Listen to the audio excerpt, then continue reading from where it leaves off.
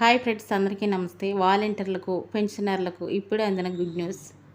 ఏపీలో ward volunteer వ్యవస్థపై ప్రభుత్వం కీలక ప్రకటన చేసింది. వార్డు వాలంటీర్లను కొనసాగిస్తున్నట్లు స్పష్టం చేసింది. ప్రభుత్వ పథకాలను లబ్ధిదారులకు అందించేందుకు వార్డు వాలంటీర్లను కొనసాగిస్తున్నట్లు వెల్లడించింది. ప్రతి నెల ఇంటి వద్దనే పింఛన్ అందజేస్తామని ప్రకటించింది.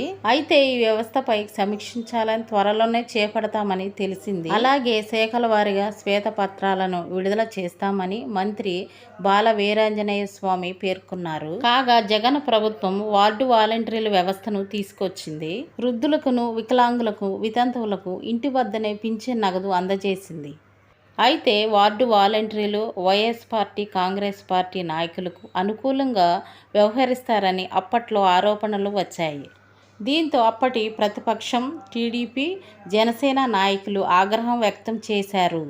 తాము అధికారంలోకి వస్తే వార్డు వాలంటీర్ల వ్యవస్థను ప్రక్షాళన చేస్తామని హెచ్చరించారు. అయితే ఇటీవల ఎన్నికలు కూడా వచ్చింది నేపథ్యంలో లబ్ధిదారులు పింఛన్ నగదు తీసుకునేందుకు తీవ్ర ఇబ్బందులు పడ్డారు. బ్యాంకుల ద్వారా పంపిణీ చేయడంతో పలువురు లబ్ధిదారులు మృత్యువాత పడ్డారు.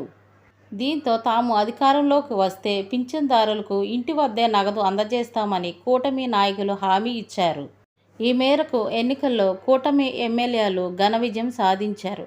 అధికారం చేపట్టడంతో వార్డు వాలంటీర్ల వ్యవస్థపై కీలక ప్రకటన చేశారు.